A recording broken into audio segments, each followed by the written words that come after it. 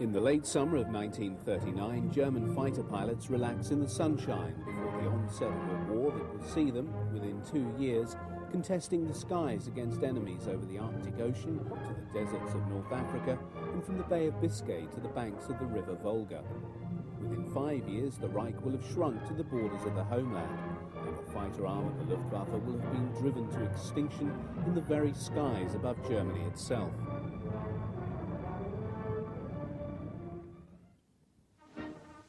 It was on the 1st of March 1935, some 2 years after Hitler's rise to power, that he officially announced the existence of the new Luftwaffe, thus repudiating the Versailles Treaty that in the peace settlement after the Great War had forbidden Germany possession of an air arm. In reality, the new Luftwaffe dated from January 1933, with great care being taken to disguise the growth of the new German Air Force. The first mount of the new Luftwaffe fighter arm was the Heinkel HE-51. The initial production model entered service in 1935 and equipped the Richthofen and Horst Wessel Jagdgeschwaden. The improved HE-51B appeared in 1936 and is seen here in this film dating from the same year. Although the type figured prominently in early propaganda films, its service life was short. The existence of the Arado 68 sealed the fate of the Heinkel fighter when, in 1936, Ernst Udet, a newly installed inspector of fighters and dive bombers, tested both aircraft and adjudged the Arado to be the superior type. Destined to be the last biplane fighter to serve with the Luftwaffe, the Arado 68 is seen here along with the HE-51, engaging in mock attacks on a Dornier Do-23, one of the early types serving in the bomber squadrons. This particular AR-68F variant employed a BMW engine which conferred only a marginally improved performance over the HE-51. It was rapidly superseded on the production lines by the Umo-powered AR-68F variant, which equipped most of the Jagdgruppen until the advent of the Bf-109 in 1938. It was a later Umo-powered Arado AR-68E which is seen here, shooting up balloons set out by Luftwaffe ground crew for strafing practice.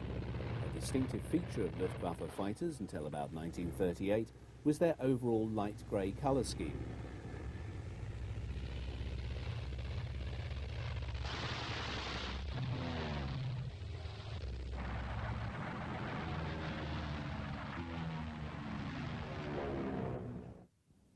The fortunes of the Jagdverband was to be anchored to the firm of Messerschmitt when, in November 1935, its Bf-109 contender was selected to become the primary equipment of the future fighter arm.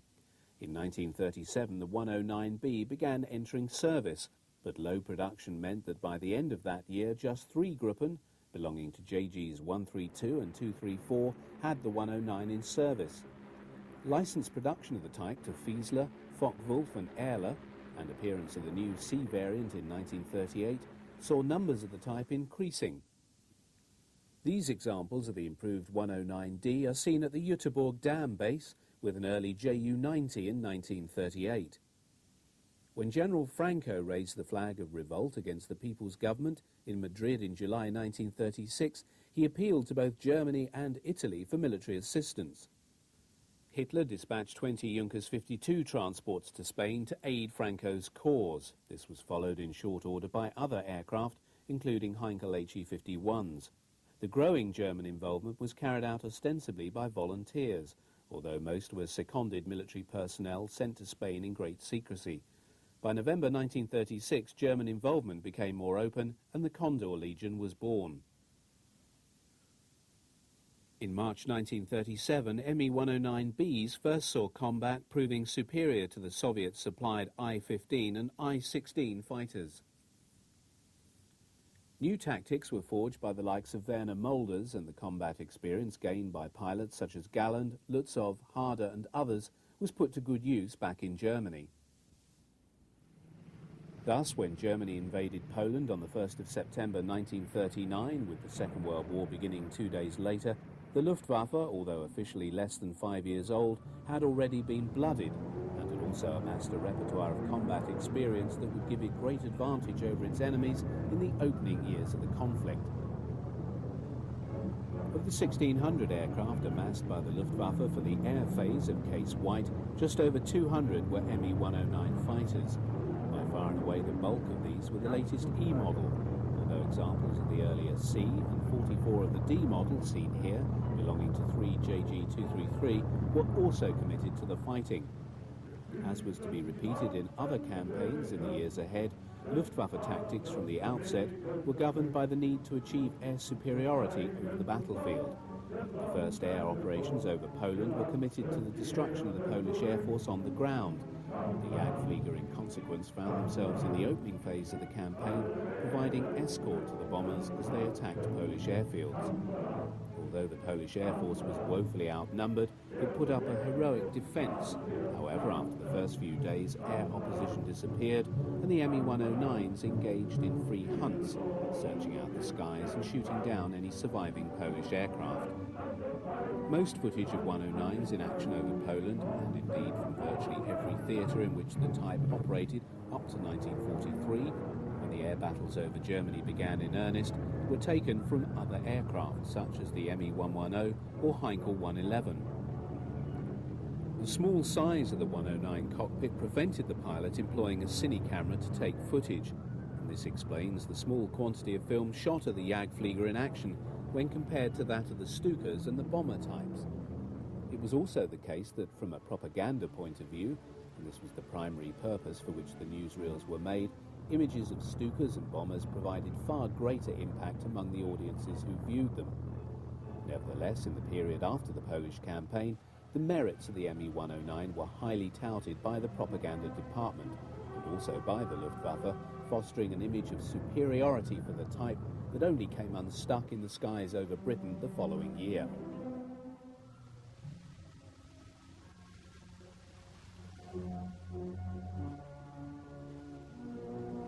As the ground forces advanced, propaganda company cameramen attached to army formations filmed the handiwork of the Luftwaffe.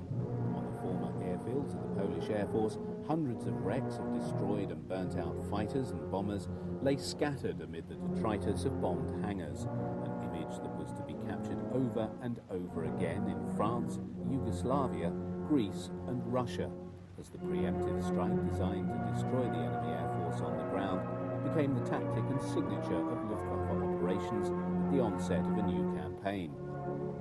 Control of the air was the prerequisite for the success of the Blitzkrieg strategy. It was to give the Wehrmacht its great victories in the opening years of the Second World War.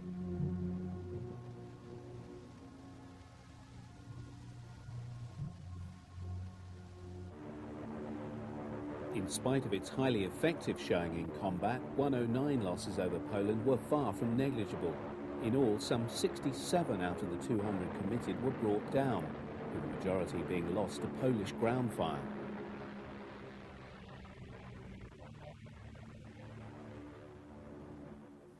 When Joseph Goebbels visited an Me-109 unit during the winter of 1939-40, the dark green camouflage was already giving way to light blue underwing and fuselage sides, and a two-tone green splinter finish on the wings and fuselage top.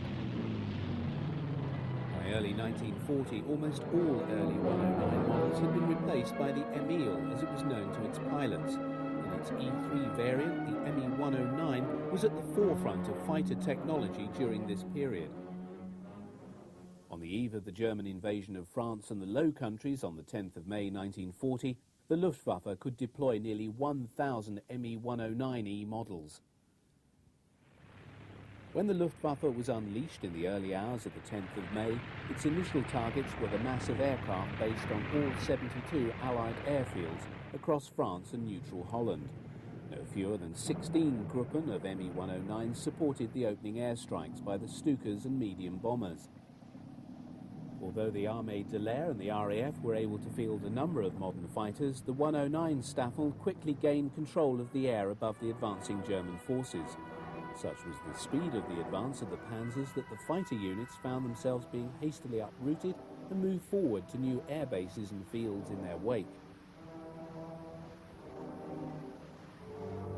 The British, having fallen back on the port of Dunkirk following the German drive to the Channel coast in their rear, now proceeded to organise the seaborne evacuation of their expeditionary force. Hitler, however, had halted his panzers in their drive on the port and accepted Goering's assurance that the Luftwaffe could block any British rescue attempt. With the launch of Operation Dynamo, hundreds of ships of all sizes now attempted to lift off the Anglo-French forces from the port and beaches around Dunkirk in the face of a determined attempt by the Luftwaffe to sink them.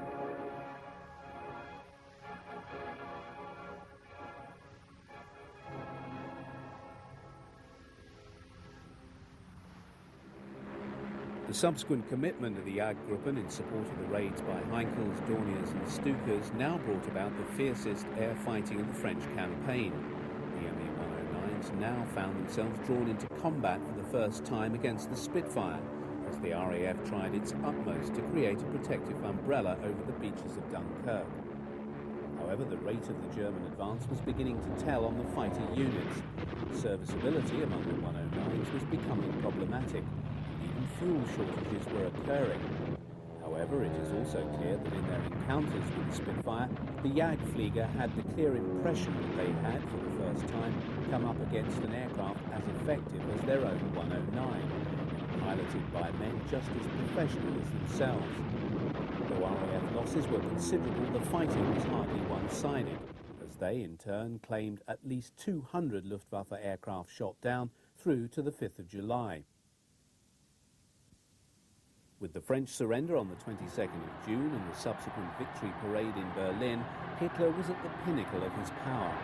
Even as he acknowledged the acclaim of his grateful people, he knew that the British government had rebuffed all overtures for a peaceful settlement with Germany and had determined to fight on. However, his ambivalent feelings towards Britain left him uncertain as to what to do. But by the 16th of July, he had made up his mind. In the preamble to his Directive Number 16, Hitler explained his decision by stating, "As England, despite her hopeless military situation, still shows no sign of willingness to come to terms, I have decided to prepare, and if necessary carry out, a landing operation against her."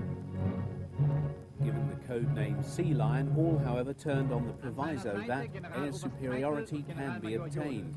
Herein lay the rub, for without the reduction of the RAF in the skies over England, and a guarantee that the invasion forces would not be attacked from the air, the enterprise could not be entertained. Goering, however, was confident the Luftwaffe was up to the task. The formal beginning of the campaign against Britain finally began on the 13th of August 1940. Known as Adler Tag or Eagle Day, the Luftwaffe dispatched no fewer than 485 bomber and 1,000 fighter sorties across the south of England. Although much of the attrition among the single-engine fighter formations had been made up, the number of Bf 109s available stood at some 760 machines, somewhat less than on the 10th of May. The 1st and 2nd Staffel of Jagdgeschwader 3 Richthofen was based at Beaumont-le-Roger, and the 3rd Staffel at Le Havre. As with most other 109 units in the early phase of the battle, they mainly operated free hunt sorties over the south of England that were designed to locate and destroy the opposing RAF fighters.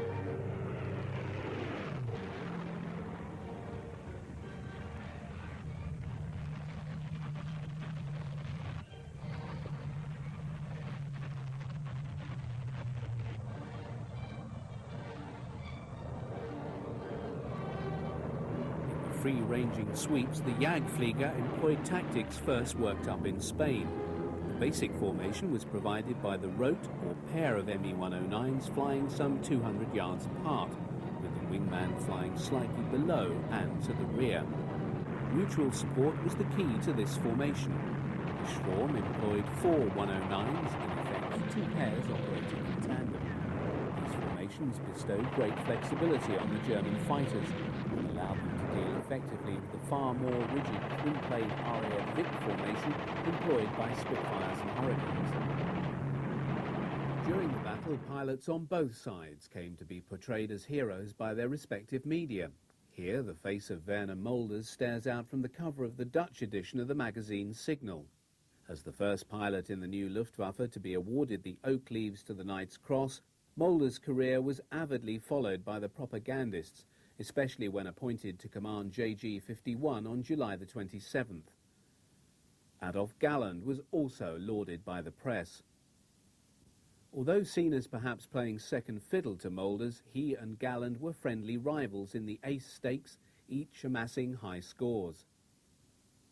Both, however, were partially eclipsed at this time by the meteoric rise of Helmut Wick. In 4 months in 1940, Wick was promoted by Goering from Staffel captain of 3 JG2 to Geschwader Commodore. At the time, he was just 25 years old. Wick was a gifted pilot, and his score by the end of the battle had risen to 56, giving him 6 more than Galland and 4 more than Moulders. During the campaign, Goering paid a visit to Wick's base at Beaumont-le-Roger. As the air battle over England progressed, Goering began to express much unhappiness to the fighter commanders over the very high losses suffered by the bombers. The Stuka had been shown to be highly vulnerable. The concept of the heavy escort fighter had been found to be wanting in the high losses experienced by the Me-110, and the bombers were being shot down in large numbers by the RAF. Goering now demanded that his fighter commanders change their tactics. Wick, however, would die over the Channel in November. As for many German Jagdflieger who crashed into the Channel, rescue would be by HE-59 seaplanes marked with red crosses, even though the RAF regarded them as legitimate targets.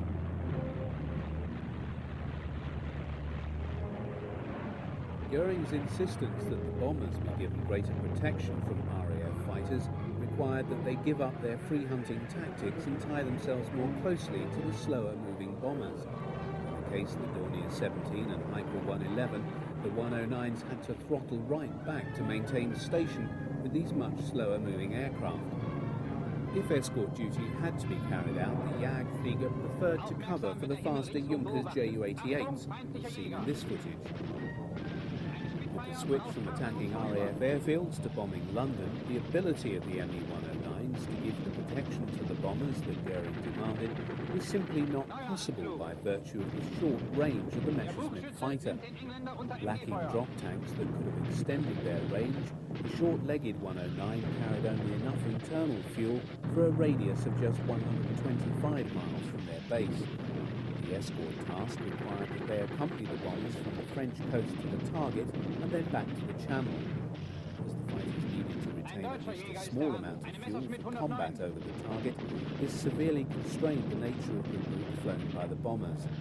In effect, this meant flying a straight line to the target, thus helping the RAF marshal its fighters more effectively to combat the incoming raid.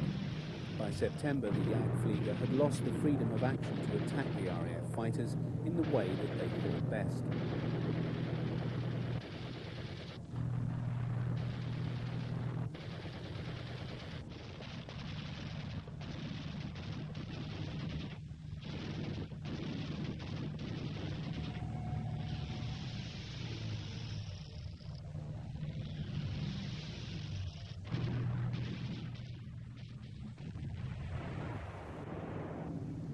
From September 20th, the move to shift air raids on England to the night was a virtual acceptance that the attempt to defeat the RAF and achieve air superiority prior to an invasion had failed. In the 4 months of the Battle of Britain, the Luftwaffe had lost a total of 610 Me-109s and very many experienced pilots, whose loss was even more significant. But as a fighter, the Me-Bf 109 had not been found wanting, nor had the pilots that flew them. Goering felt he'd been betrayed by his Luftwaffe, and the Jagdflieger were his scapegoat. On June the 22nd, 1941, 3 million German troops crossed the Soviet frontier in the greatest land invasion in history. The cutting edge of Operation Barbarossa lay in the panzer formations, whose task was to encircle and destroy the bulk of the Red Army before it had time to withdraw from the western frontiers into the depths of the Soviet hinterland. So optimistic was Hitler that the tried and tested blitzkrieg technique would yield success against the Red Army that he anticipated the Eastern Campaign being brought to a successful conclusion in just a few months. Crucial to the success of the opening battles at the frontiers was the assumption that even before the end of the first day of the campaign, the Luftwaffe would have established air superiority. The priority priority task of the four Luftflotten committed to the operation was the destruction of the bulk of the Soviet Air Force on the ground in the opening hours of the war. To ensure this happened at the same time as the German forces were crossing the frontier, the Luftwaffe arrived over the Soviet airfields at exactly 03:30 hours. All combat types, from the 775 level bombers, 310 Stukas, 830 single-engined Me-109s committed to the war in the east, all found themselves dropping vast numbers of small fragmentation bombs on lines of Soviet aircraft lined up on airfields all over European Russia and the Baltic states.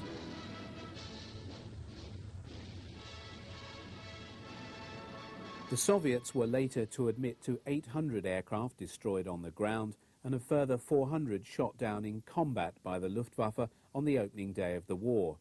German claims, however, ran to 4,000 Soviet aircraft destroyed by the end of June. Subsequently, day fighters were permitted to range freely over Soviet territory, where surviving fighters and bombers of the Red Air Force proved easy prey for the experienced Jagdflieger. Ground strafing of the numerous targets offered by Soviet rail and road traffic also became a common activity when in support of advancing German ground forces. Unlike in the West, where such air attacks forced the enemy to ground, Russian troops often stood and fired back with every weapon they possessed, resulting in mounting German casualties. Although many of the Jagdgruppen were still using the Me-109E, the arrival of the superior Me-109F4 in August confirmed overwhelming German air superiority over the Russian front. The success of the Jagdflieger over Russia can be measured by Mulder's score of 68 on the 22nd of June. In less than a month, he had become the first German pilot ever to down 100 aircraft. Unit scores grew so quickly as those of the individual so-called Experten. On the 30th of June, the collective tally of the pilots of JG-51 made them the first German fighter unit in the Luftwaffe to have shot down 1,000 enemy aircraft. Such were the rich pickings in the east that they were followed shortly by JGs 53, 54 and JG-3 in passing the 1,000 mark. Although these scores have often been thought incredible, the superiority of the Jagdflieger in the east in the opening months of the war in Russia was overwhelming. This success can be accounted for by their more effective equipment, the psychological, tactical and technical superiority of German pilots, their high sortie rates from airfields close to the front, and the essentially tactical nature of the Red Air Force. German pilots often commented on the way Soviet pilots provided them with easy targets by seemingly refusing to maneuver when attacked, continuing to fly in a straight line inviting destruction, as witnessed in this gun camera footage showing the downing of an Ilyushin DB-3 bomber by a 109E over Lithuania in August 1941.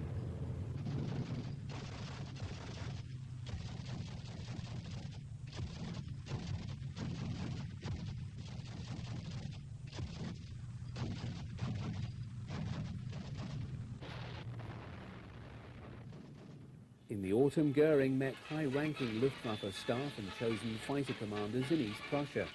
Present was Mulders, who was displaying the diamonds to his Knight's Cross, awarded by Hitler on the 16th of July.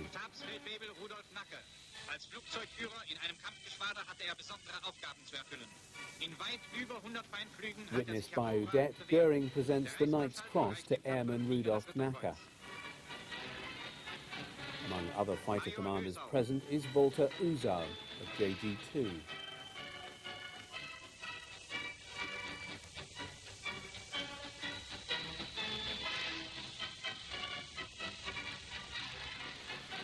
Though hardly a stranger to publicity, Adolf Galland is clearly embarrassed by the attention paid to him by the cameraman. Unbeknown to the JG-26 commander, this would be the last occasion on which he would see his friendly rival Mulders alive. Although the cameraman is at pains to capture the Reichsmarschall playing the Luftwaffe overlord, Goering's devotion to his other interests was already causing command problems that were to have dire long-term consequences.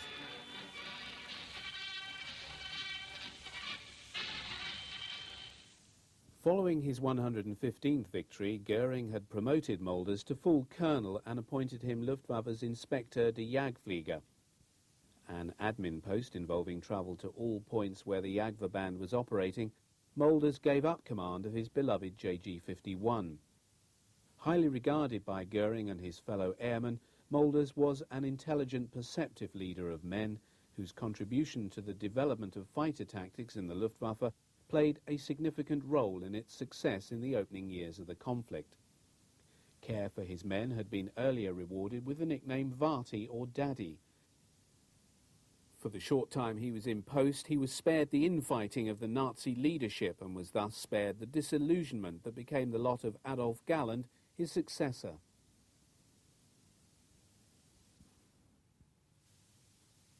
By 1941, the RAF had grown strong enough to embark upon a limited air offensive over France. Two types of ops were flown, both involving attacks on shipping, docks, railway sidings and military bases along the French coastal region to tempt the Luftwaffe into the air. This would then provide the opportunity of defeating German fighter units in combat. The first of these operations was christened Rhubarb, an air sweep over northern France flown by a squadron of fighters. The second and larger of these was named the Circus and involved both bombers and fighters. The core of the operation was provided by a detachment of Bristol Blenheim 4 medium bombers, numbering from 25 up to 80. Escort for these was then provided by several squadrons of Hurricanes and Spitfires, amounting to as many as 200 fighters on the bigger Circuses. These had the task of hunting down and destroying the German fighter units as they rose to attack the bait offered by the bombers of the incoming raid. Although still the mainstay of the medium bomber squadrons, the Blenheim was a dated design, and though due for replacement in the near future, still equipped some 11 light bomber squadrons and bore the brunt of Circus operations until early 1942. Even when escorted by fighters, its slow speed and poor armament resulted in high losses to German fighters and flak.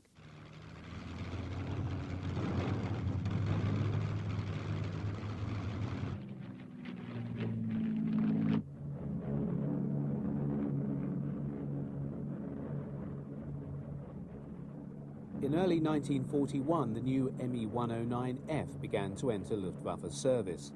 Due to the appearance of the superior cannon-armed Spitfire 5B in February, delivery priority had been given to units sailing on the Channel coast. MG-Munition wird gegurtet. and JG-26 Das Leitwerk reicht für die Siegesliste bald nicht mehr aus.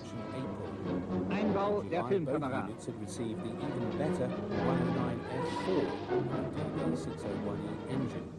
Das ist Petz, der Staffelbär. Advantage over the Spitfire.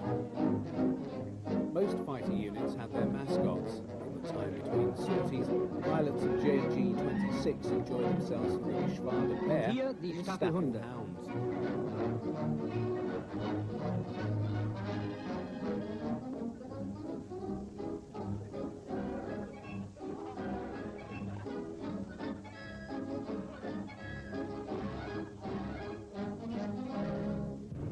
As JG-2 spread around a number of airfields in the Pas de Calais, and the three Gruppen of JG-26 distributed from Clermont through to the Belgian border near Abbeville, warning time of an incoming enemy raid was very short. On some occasions, Adolf Galland, as Commodore of JG-26, ordered the whole Geschwader scrambled, whilst on other times just one group would be dispatched to deal with the incoming enemy. It was the size of the raid that determined the response. A high level of readiness was expected at all times. Gun camera film taken from 109Fs after this raid shows a number of Spitfire 5s being shot down. Other pilots who've not been scrambled and ground crew watch as Hurricanes carrying bombs under wing roar low over buildings on the edge of the airfield.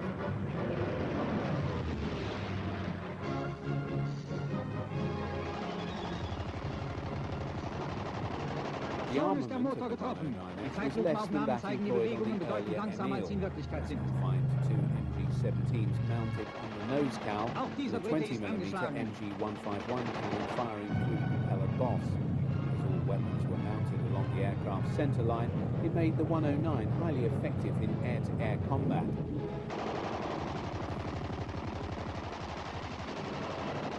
The Galland thought this a backward step and had a number of his own 109s customised to carry heavier armour. Feuerstoß auf Feuerstoß schlägt die britischen Jäger. Was fitted in each wing, and he had the Cow machine guns replaced with the more powerful 13mm MG131.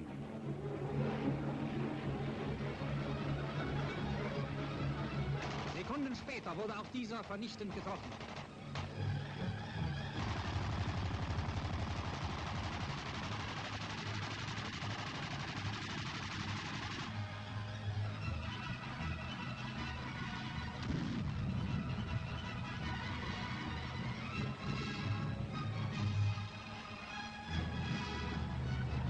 Auf englische Maschinen, die über den Kanal zu entkommen versuchen. What appears to be a rogue edit that has crept into this report, gun camera footage from 109 shows it shooting down an RAF Lysander Army Cooperation aircraft over the channel. It seems likely that it was caught flying near the coast of England by the 109 on a day swoop over the channel.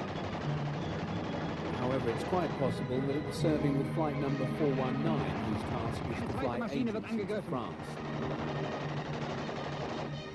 Abgeschossener Engländer. British losses in 1941 on Circus Ops amounted to 849 fighters.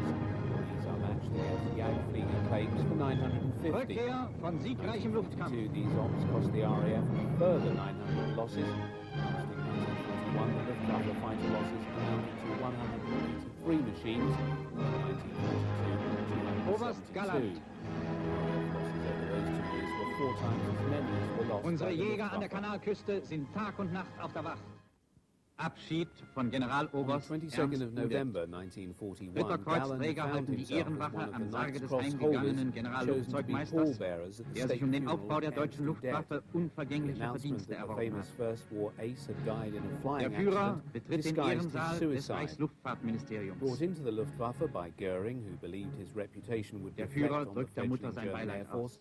Udet found himself appointed admin roles as Chief of the Technical Office of the Air Ministry, and later as Chief Air Inspector General, for which he was neither temperamentally nor Der intellectually Reichsmarschall suited. spricht zum letzten Male zu Blamed seinem by alten Goering and Hitler Kampfgefährten. for the failure of the In seiner Luftwaffe Rede in nennt the ihn Battle of seinen Britain, besten held Kameraden, responsible der durch for seine the low Taten production of unsterblich aircraft geworden to sei. service the demands Er werde of the immer zu den Luftwaffe größten in Helden Germany's Deutschlands ever-widening zählen. war. In seinem plunged Lebenswerk into hinterlasse er depression. uns ein Erbe, He das die decided that Zukunft honour left mitgestalten him wird. no alternative but to take his Der own letzte life, Gruß des which he Führers. did in the early hours of the 17th of November by shooting himself in the head. He was nevertheless given a state funeral with all the pomp and ceremony the Nazi state reserved for these occasions. Der Führer erscheint, begleitet vom Reichsmarschall zum feierlichen Staatsakt. Just 6 days after the interment of Udet, Galland found himself once more a pallbearer in yet another state funeral. Die On this Auszeichnungen occasion, von the Werner event Mölders, was rendered der more mit poignant 115 as it Luftfliegen der was for his erfolgreichste close friend Jagdflieger and der Welt rival war. in the air, Werner Mulders. As Der letzte Inspector Gruß of des Fighters, Führers. Mulders had indicated his desire to attend Udet's funeral and had intended to be one of the pallbearers. At the time, he was on an inspection visit in Russia and had made arrangements to fly to Berlin in a Heinkel 111 transport. On the flight back to the capital, the plane crashed, killing all on board. By the time of his death, Mulder's face and career was well known through the coverage given to him by Goebbels' propaganda department. The state funeral he was given was deemed fitting for the highest ranking, most decorated Luftwaffe officer yet to die in the war. While Hitler was present to pay his respects as head of state, it was Goering who had delivered the funeral eulogy. Die Überführung zum Invalidenfriedhof.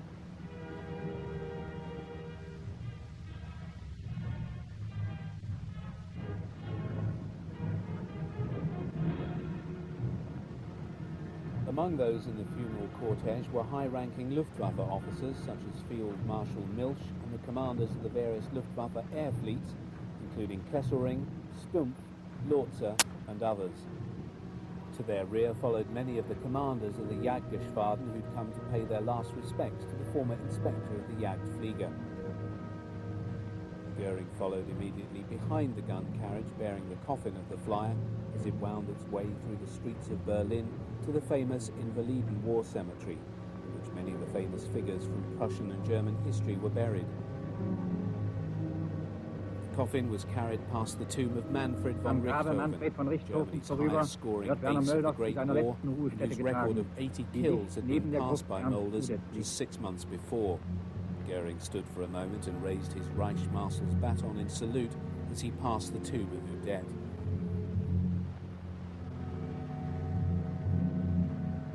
As Mulder's coffin was lowered into the ground, Galland, fleetingly seen here, was standing with the honour guard at the side of the grave with his sword drawn. He noticed that Goering was indicating for him to step forward. He later related his shock at the Reich Marshal's appalling bad sense of timing, as there and then Goering told him that he would follow in his dead friend's footsteps as the next Inspector General of the Jagdflieger.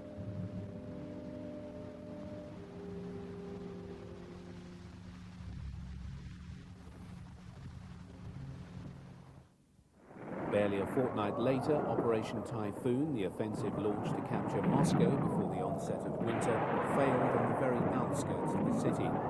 Amid plunging temperatures, the exhausted German forces were then assailed by a carefully planned Soviet counteroffensive. In the worst winter to hit the Soviet Union for 50 years, the Wehrmacht stared disaster in the face as the Red Army pushed the Germans back from the gates of their capital. Unlike the army, the Luftwaffe had had the foresight to lay in supplies in the event of a winter campaign.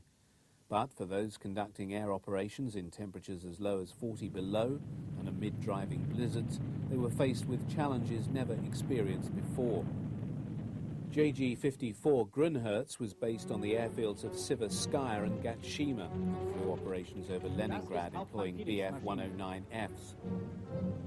One of the premier pilots of the Geschwader was Hans Philipp, who served with the first Gruppe. Mobile heaters were necessary to pipe warm air onto the engines of the 109s to ensure that they didn't seize up in the bitter cold. Philipp, better known as Fitz, prepares to fly his 109 off on a mission. Prominent on the side of his fuselage is the green heart and the shield with the Nuremberg coat of arms denoting the first Gruppe. It became common practice among 109 units serving in the east to remove the undercarriage covers in the autumn and winter to prevent build-up by mud and snow. These 109s of 1 JG-54 have been scrambled to intercept an incoming Soviet raid. Dort, ein Sowjetjäger. As the combat is viewed from the ground, Philip's gun camera captures his destruction of a Yak-1 fighter, an example of the new generation of Soviet types appearing in increasing numbers over the Eastern Front. The portent of a vast number of more effective aircraft soon to make their appearance in the ranks of the Soviet Air Force. Whether shot down by Soviet fighters or by the hail of ground fire thrown up by Russian troops whenever German planes flew overhead, Luftwaffe pilots would be desperate to bring their aircraft down behind their own lines. In a war in which little quarter was given, falling into Russian hands was a prospect few Jagdflieger were prepared to contemplate. Indeed, some German pilots are known to have chosen suicide rather than be captured. However, once they had crash-landed behind their own lines, every effort was made to recover the damaged fighter, as is seen here. Luftwaffe ground crew have secured the assistance of an Army 8-ton half-track to recover this downed 109F belonging to JG-54. Against a backdrop of very high Luftwaffe losses since the onset of the Russian campaign, every attempt was made to recover downed fighters, repair them, and put them back into service. In this case, the damage to this 109 does not appear to be excessive. Removal of the propeller boss has enabled a steel towing cable to be wrapped around the prop, and the aircraft is then dragged across the field back onto the road. From here it'll be returned to the airfield for rebuilding. Newsreel cameramen were often on hand to cover awards to servicemen at the Führer's headquarters in the Wolfschanz at Rastelberg in East Prussia. On this occasion, 3 Luftwaffe fighter pilots are receiving their Knight's Crosses, the Ritterkreuz. Hauptmann Philipp, 94 Abschüsse. Hauptmann Ubben, 70 Abschüsse. Und Oberleutnant Ostermann, 81 Abschüsse, wurden beide mit dem Eichenlaub zum Ritterkreuz ausgezeichnet. One of these is Hauptmann Philipp, who's been awarded the Eichenlaub and oak leaves to his Knight's Cross for his victories in the air over Russia. Philipp would go on to become the second Luftwaffe pilot to score over 200 kills. His final tally would be 206, before dying in combat with US Thunderbolts in October 1943. After presentation, the three take coffee and cake with the visiting Reichsführer SS Heinrich Himmler. Gallen's first command role was to oversee the provision of air cover for the breakout from Brest of the warship Scharnhorst, Gneisenau and Prinz Eugen, passage through the English Channel to Germany. Operation Cerberus began late on the 11th of February 1942. The air freights involved fighter cover provided by JGs 1, 2 and 26 and a detachment of Me-110s. The audacity of the German plan was to triumph over the delayed though violent reaction of the RAF, who did their utmost to sink the vessels. German involvement in North Africa from March 1941 onwards was a consequence of accident rather than design. In the wake of the failure of the Italians' attempt to advance into Egypt during the second half of 1940, and the success of the British counter-offensive, which had conquered much of the Italian province of Libya by early 1941, Hitler offered limited German military assistance to Mussolini to prop up his position there. Both on the ground and in the air, Italian forces had performed poorly against the inadequately armed British forces. Erwin Rommel was appointed to command the German Afrika Korps, the small expeditionary force built around the 5th Light Division. His brief was to support the Italian position in Libya in the face of the British advance towards Tripoli. However, the general had other ideas, and he intended to go over to the offensive as soon as his forces were strong enough to sustain such an operation. In the next 2 years, the image of Rommel alighting in the desert alongside his forces his personal Fiesler-Storch liaison aircraft was one which the German people would become familiar with in the weekly cinema newsreel.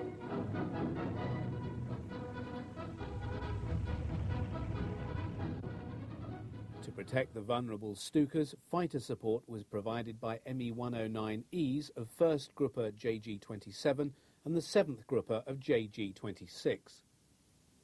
In September 1941, the first Me-109 F1 and F2s appeared in the theatre with the arrival of the 2nd Gruppe of JG-27. While the African theatre produced a number of stars among the ranks of the Jagdflieger, none shone more brightly than Lieutenant Hans Joachim Marseille.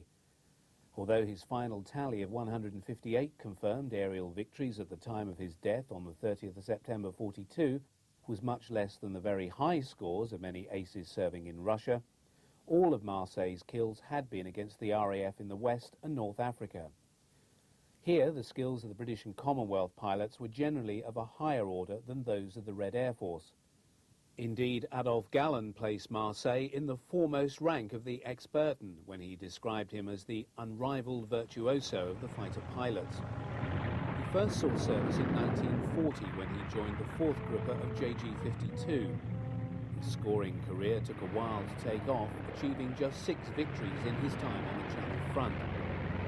His behaviour and attitude at this time did little to endear him to his unit commander, Johannes Steinhoff. Transferred to 1st Gruppe of JG-27 at the end of 1940, thence to North Africa in March, his tally of skills began to grow rapidly thereafter. In his preferred mount of the Bf-109F, his intuitive skills as a pilot enabled him to dispatch enemy aircraft with an economy of ammunition that became legendary.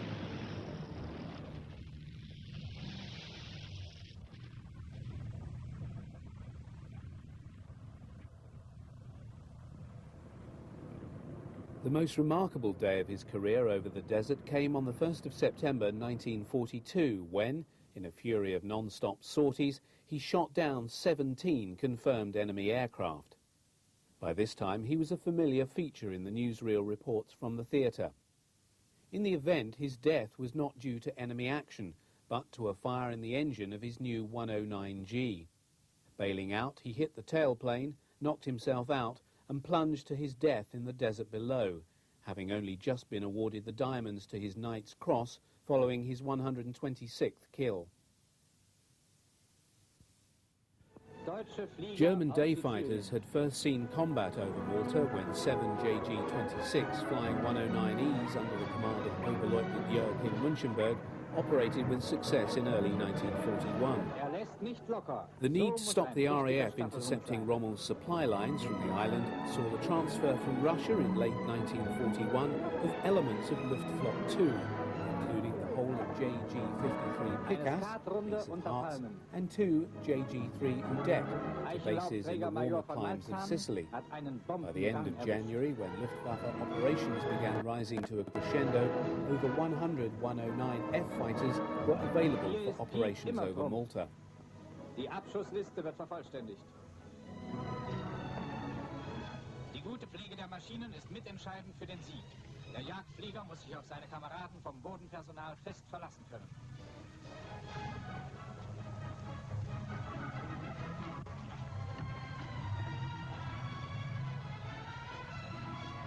Focke muss verschwinden.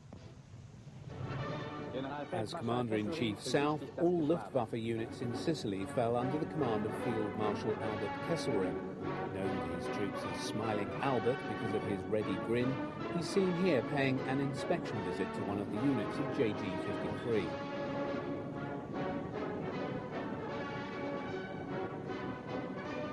The winter rains on the island have turned much of the ground into glutinous mud, as Kesselring nearly discovers to his cost. The rains also led to the landing fields being reduced into muddy tracks. The Field Marshal also takes the opportunity to take a closer look at an ME-109F.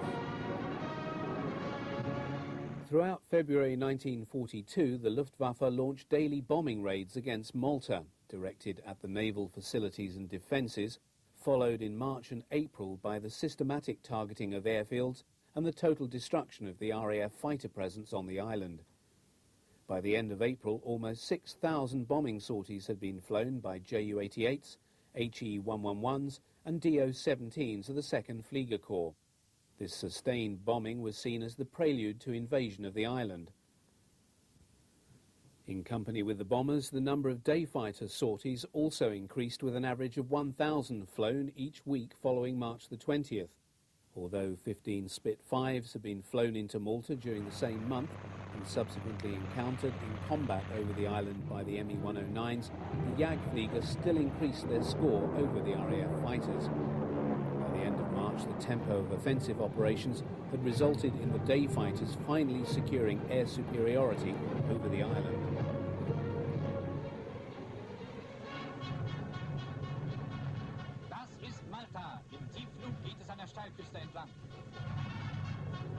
Gun camera film from 109Fs operating over the island records the destruction of a number of Hawker Hurricane fighters. This was the primary RAF fighter defending the island until the arrival of the Spitfire.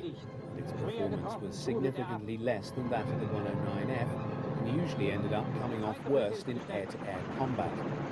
In 1942, the Hurricane was increasingly being replaced by the Spitfire in the Desert Air Force's fighter role, being employed far more as a ground attack type and fighter bomber.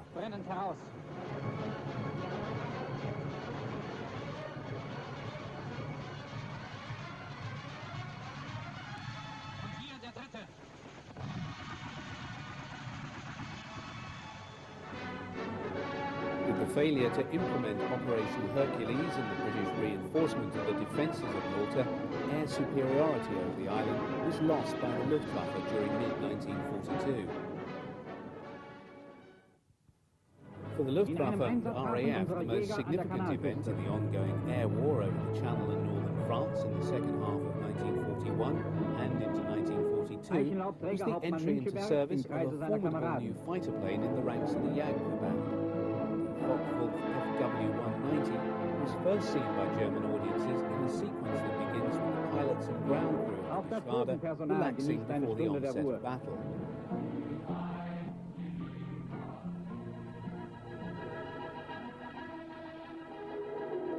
The alarm is sounded as an incoming RAF raid is reported. Ground crew and flak gunners race to their charges and man their stations.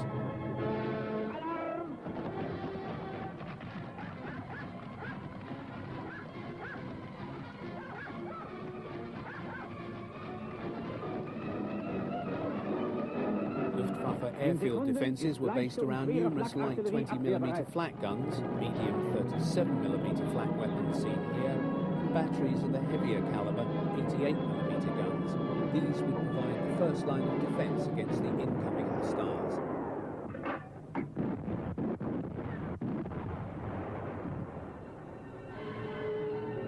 As the tannoy sounds the battle alarm, all is abandoned as pilots and their supporting ground crews rush to the planes. The first of the short-nosed early series of FW-190s entered service with JG-26 in July 1941 and served alongside the former BF-109Fs of the Geschwader. Although having its origin in a 1937 specification for an ME-109 replacement, the success of the latter led to the FW-190 being regarded as a second iron for the Jagdverband band. Built around a BMW 801 radial engine, the FW-190 first flew in 1939, but continuing engine problems delayed service entry for nearly 2 years. Once in action, however, the 190 revealed a marked superiority over the Spitfire in almost all aspects of air combat, except for the latter's smaller turning circle. The 190 reigned supreme until the second half of 1942, when the RAF rushed the improved Spitfire Mark 9 into service.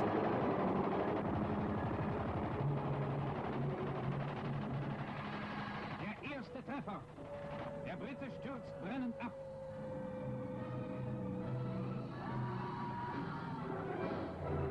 Kondensstreifen zeigen den Weg der Flugzeuge und den Verlauf des Kampfes.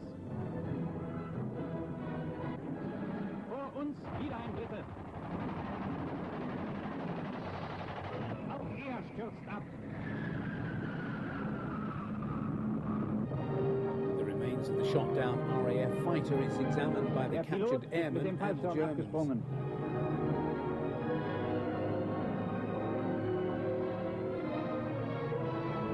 Returning ME-109s and FW-190s fly over the airfield, a number waggling their wings to indicate victories in the air battle. In the post-battle analysis, Joachim Münchenberg talks tactics with fellow flyers, while ground crew had further victory bars to the rudder of an Aces 190. Also seen is the irrepressible Pips Priller, who is to become Commodore of JG-26 and remain its commander through to war's end. Priller was an inspiring leader and a superb pilot, amassing a tally of 101 victories, all achieved in the West.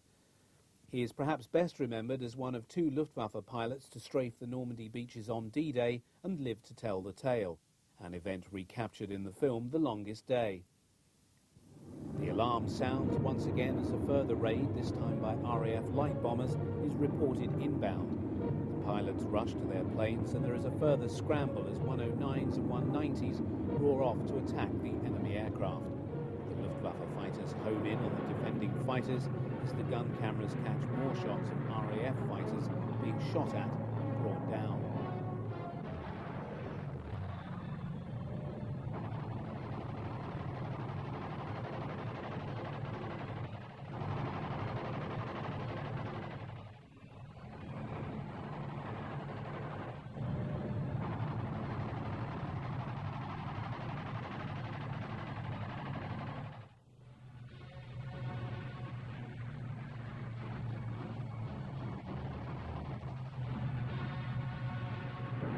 Although the gun camera images are somewhat indistinct, there is a possibility that the RAF type being shot down here is an early Hawker Typhoon. Although only crashed RAF aircraft are shown here being sent for scrap in Germany, 1942 also witnessed the appearance of the first fighters and bombers over France wearing the US stars and bars. They were the harbingers of the storm soon to break in the skies over the Reich in 1943 and engaged the Luftwaffe's day fighters in the greatest air battles of the war.